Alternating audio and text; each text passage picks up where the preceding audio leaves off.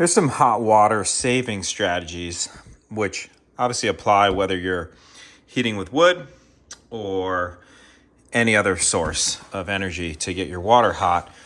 The less hot water you use, the better. And it's really easy to cut hot water use by 20, 30, 40, 50, 60% over, a typical normie kind of suburban situation where people just aren't thinking about energy use at all. On-demand hot water heaters are great in that front, but they still require off-site resources, electricity or propane, even though they are very efficient, not really effective in terms of being resilient. So probably, and my reference point of like really wasteful but very typical hot water use is turn the hot water on all the way, full blast, and just do dishes, right? And before I start off or get into it more, I want to remind and just kind of make it clear to folks if they don't understand this, is that every time you open any fixture, and it's on hot, you're drawing cold water into the tank to refill the hot water that you asked to leave it. And in many homes, you're not going to get the hot water for a minute, 2 minutes, maybe even 3 minutes. It's just going into the lines, filling lines on its way here. So we need to just rinse your hand off. If you map and kind of catalog how most people use hot water, often you do that like 20, 30 times a day. I don't know, my wife does it a lot. I do it sometimes. You're not going to wait for the hot water. You don't need hot water. You can just rinse off with 5 seconds or 1 second of regular water. If that's on hot, you're lowering your hot water capacity because you're requiring cold water to come into your hot water tank. The longer your burner burns without being disrupted by cold water coming into it, the overall more hot water it will make. And obviously that's a goal. So that's, let's say, most wasteful but very common version. Just let that run. Or flip on the water a lot, fairly often, when you don't actually need hot water.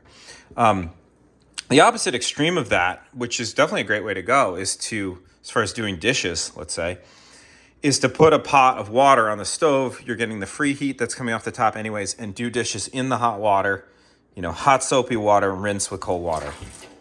It's essentially, you're using zero of the hot water from your tank that you're trying to conserve, because you want to take, if you're like me, a 20-minute shower every day, or at least 15 minutes, or maybe a bath every other day, especially if it's ski season. You want to work your body down in a good way. One of the biggest benefits to these stoves, to having wood heat for your hot water, is you can luxuriously use it, but not in a wasteful way, but in like a healthcare way. For me, I lay down in the shower, put my legs up. I get a hydrotherapeutic value out of it. I take baths often. I wouldn't do that if we were burning fossil fuel or offsite expensive resources to do that. So that's a great use. Another one, a friend of mine, Mark, he's like, well, I don't use hot water for dishes. I just do dishes in cold water. Okay, that's great. I was like, touche. That's to not need is the highest goal, right? So sometimes with fatty stuff, you may want warmer hot water. I tend to just trickle this and do dishes like about there. That's pretty conservative. I have enough hot water to do that and still have plenty for my baths. But more so is the pot, or filling like one side of the sink and doing dishes that way and then rinsing cold. Or you can trickle, do all your dishes, but have a little pan underneath, or close the sink, and then have the silverware soaking while you're doing that. Because the silverware is egregious. It's an offensive use of not so much spoons and knives, but forks, because they get everything caught in them, and they need to be pretty clean. As far as not needing, here's another one, is you make coffee, or not coffee, but tea. You've just poured boiling water into your tea mug. You drink your tea. Don't throw it in the sink.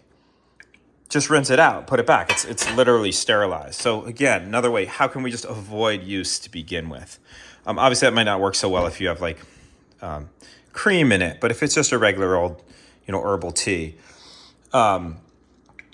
So another one not using, another trick is just dedicate a mug, or if you have multiple people in your houses, just have at least the mugs be like, that's my mug, I stash it over there. Like, That's Jimmy's mug. That's Jill's mug.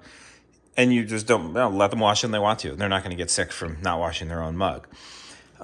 We over clean so many things in like Western, northern society, I'm calling developed world. We're just on the opposite extreme to places that have like cholera and real problems. Another one is along with minimizing how many times you turn the hot water on, is let the dishes build up in the sink before doing them. Don't do a dish at a time here and there. That's going to use more hot water as a whole for the amount of dishes you get done. A lot of these tips and tricks, by the way, are in my new book revision. I've just kind of summarized them because conservation is that's the starting point for all this stuff. So that's a big one. And another one is just rinsing some things right. So this counters what I just said to some extent, but it's really key is some things just want to be rinsed right after you use it, like the mug example. You make pasta in a colander. Well, just rinse it with cold water. It's clean. If you let that sit, then it's got all that starch on it and you have to really scrub it. And it actually is quite, takes a bunch of hot water and soapy water to clean. So those are some strategies. An overarching strategy, as I've mentioned, is keeping the run as short as possible. So the run from your hot water tank to your sink, your kitchen sink, and your shower, your main shower, as short as possible. That will save you a lot of hot water in the end. You can't always do that depending on your retrofits or if you're retrofitting your building new, but that's another good way to just generally reduce hot water usage.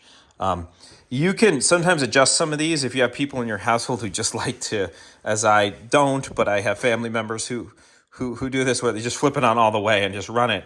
The worst way to do dishes, and then you go look for dishes while that's just running, is you could adjust how much flow comes out of this underneath with the valve oftentimes.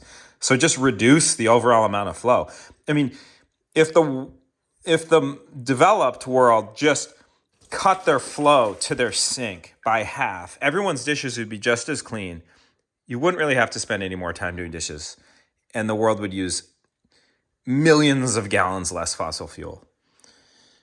It would be a huge savings of energy. Just lowering the flow, like low flow fixtures are a great idea in that way. Showers too, but sinks is a big one. So some strategies to consider to get the most out of the hot water that you're making in your wood cook stove or any way you're making hot water.